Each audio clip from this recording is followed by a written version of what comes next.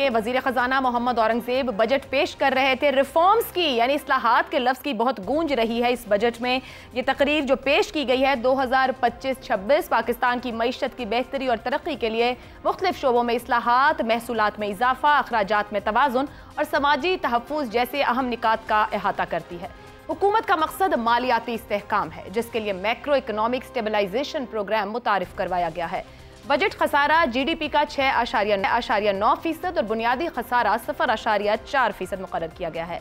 कुल अखराजात का तखमीना 31.2 खरब रुपए है, जबकि महसूलात 29.2 खरब रुपए तक मुतवक्के हैं। नॉन टैक्स रेवेन्यू का हदफ 4.7 खरब रुपए रखा गया है। विफाक के तरक्याती प्रोग्राम के लिए 1.5 खरब रुपए मुख्तस किए गए हैं, जबकि FBR रिफॉर्म्स के जरिए महसूलात में बेहतरी का हदफ भी है, जिसके तहत टैक्स टू GDP रेशो 10% है, जिसे बढ़ाकर 14% तक करने का मंसूबा है। डिजिटल टेक्नोलॉजी का इस्तेमाल जैसा कि E-इनवॉइसिंग, फेसलेस ऑडिट, ऑटोमेटेड सिस्टम और AI पर मबनी ऑडिट सिलेक्शन सिस्टम भी नाफिज किया जा रहा है। तवानाई के शोबे में हुकूमत ने 3000 अरब रुपए के गर्दिशी कर्जे की अदायगियों की हिकमत अमली भी बना ली है। 80 मनसूबे नजरसानी के मराहिल में हैं, जबकि 50 IPPs के मुआहदे तहफ़्फ़ुज़ याफ्ता रहेंगे। प्राइवेटाइजेशन पॉलिसी के तहत गैर जरूरी इदारों को नीलाम करने और निजी शोबे को फरोग देने के अज़्म का भी इजहार किया गया है। PIA और डिस्को समेत कई इदारों की फरोख्त या फिर प्राइवेटाइजेशन ज़ेर गौर है। पेंशन रिफॉर्म्स के जरिए हुकूमत ने कंट्रीब्यूटरी पेंशन स्कीम मुतारिफ करवाई है, ताकि मुस्तकबिल में अखराजात कम किए जा सकें। कंज्यूमर प्राइस इंडेक्स के मुताबिक महंगाई का तखमीना 10% लगाया गया है। समाजी तहफ़्फ़ुज़ के लिए Benazir income support programme BISP का बजट बढ़ाकर 550 अरब रुपए कर दिया गया है। पिछले साल के 450 अरब रुपए से 100 अरब रुपए ज्यादा है। क्लाइमेट चेंज से निपटने के लिए IMF के साथ $1.4 अरब के resilience and sustainability facility programme के तहत मौसमियाती खतरात से बचाव पर भी काम शुरू है। कर्जों की मैनेजमेंट के लिए हुकूमत डेट बाय बैक प्रोग्राम मुतारिफ करवा रही है, जिसके तहत 850 अरब रुपए के कर्जे रीफाइनेंस किए जाएंगे और कर्ज की मियाद में इजाफा किया जाएगा, ताकि अदायगी का दबाव कम हो।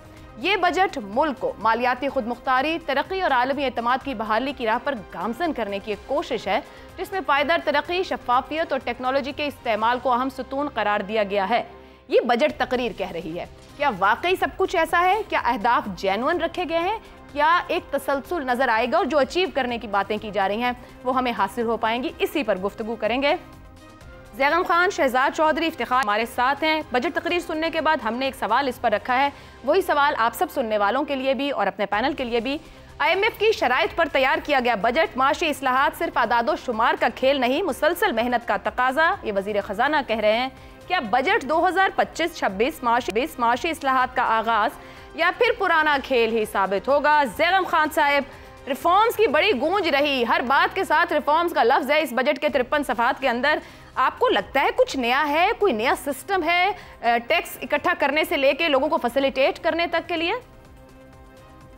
देखिए, जिस दिन बजट सुनते हैं आप, उस दिन तो लगता है कि बस कमाल ही हो जाएगा, दुनिया बदल जाएगी। मैं आपको दो छोटी सी मिसालें देता हूँ बजट की तकरीर कैसे होती है उसका फ्लेवर देने के लिए। देखिए, उन्होंने रेकोटेक पर बात की। उन्होंने कहा यह हमारा असासा है, इसे मुफीद बनाने पर तवज्जो दे रहे हैं, $75 बिलियन का कैश फ्लो होगा, 41,500 मुलाजमतें मिलेंगी, इतना टैक्स मिलेगा, वगैरह वगैरह वगैरह। लेकिन जनाब, इसका अगले माली साल से क्या ताल्लुक है? अगले माली साल में तो इससे $1 भी नहीं आने वाला। और ये आप 5 साल मनसूबा तो नहीं, आप तो अगले साल का बजट पेश कर रहे हैं। अच्छा, एक और आपको मिसाल देता हूँ। ज़रई शोबा जो रगड़ा हुआ है, जिसकी हालत हम पहली बात करें कि आधे फीसद बढ़ा है और जो क्रॉप्स वो -13% बढ़ी हैं। ज़रई शोबे का पैराग्राफ जरा सुन लीजिए, अगर आपने पहले भी सुना होगा। जी। ज़रई शोबा न सिर्फ हमारी कौमी मईशत में नुमायां हैसियत रखता है, बल्कि हमारी इक़्तिसादी तरक्की के लिए मर्र क़ुव्वत का किरदार करार देता है। फसलें अच्छी होती हैं तो हमारी मजमूई मुल्की पैदावार में नुमायां इजाफा होता है, और जब ज़रई पैदावार कम हो तो मईशत जमूद का शिकार होती है। ज़रई शोबा हमारे कौमी ग़िज़ाई तहफ़्फ़ुज़ के लिए भी अहम है। अगर आपने 10वीं का इम्तिहान देना होता तो मुताले पाकिस्तान के लिए एक पूरा पैराग्राफ मौजूद है। और इस पर इफेक्टिव बात क्या है? वजीर आजम की कोशिश रही है कि ज़रई शोबे को हमारी मईशत का इंजन ऑफ ग्रोथ बनाया जाए। कैसे बनेगा जी?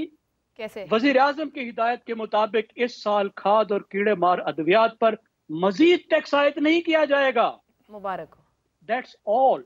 आप नोट कर रहे हैं। जी, दैट्स ऑल। ये ज़राई शोबा थाई आपकी मईशत का जो तबाह हो रहा है, करोड़ों लोग तबाह हो रहे हैं, उसके बारे में इतनी बड़ी खुशखबरी है कि इस साल खाद और कीड़े, और जहां -13% आम फसलें नीचे और अगले साल की ग्रोथ दिखा रहे हैं 6 से 7% जाएगी। क्या बात है इसकी? पांच फसलें नाकाम हुई हैं, पांच फसलें नाकाम हुई हैं।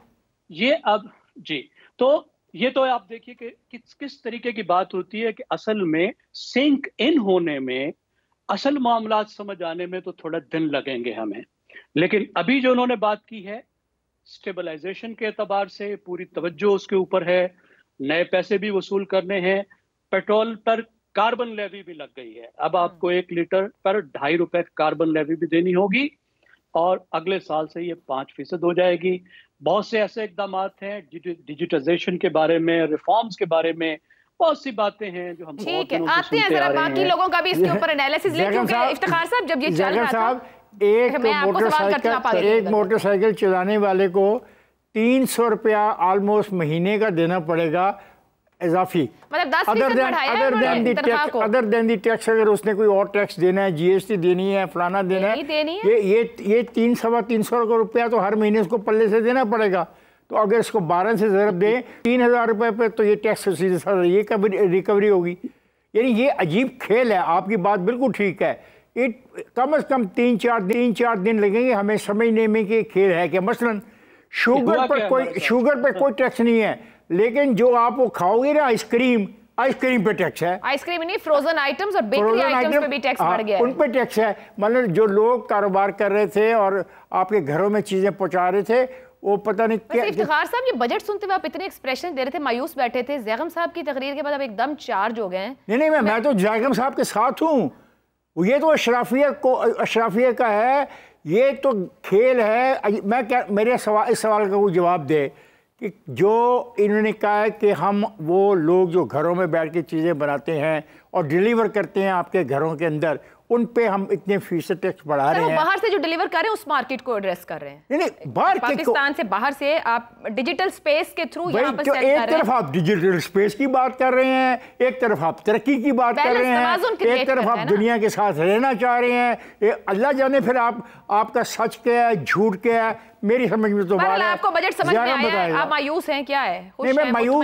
मैं मायूस इसलिए हूँ कि मेरे काश्तकार के लिए कुछ नहीं कहा गया। फिर 5 फसलें, मेरी बात सुनो एंकर साहबा, मेरी 5 फसलें तबाह हो गई हैं, मेरे बारे में कोई बात नहीं की गई, ना मुझे गारंटी दी गई है कि अगर मेरी फसलें तबाह हुई हैं तो मुझे कोई मदद मिलेगी। कोई मदद का ऐलान नहीं किया गया।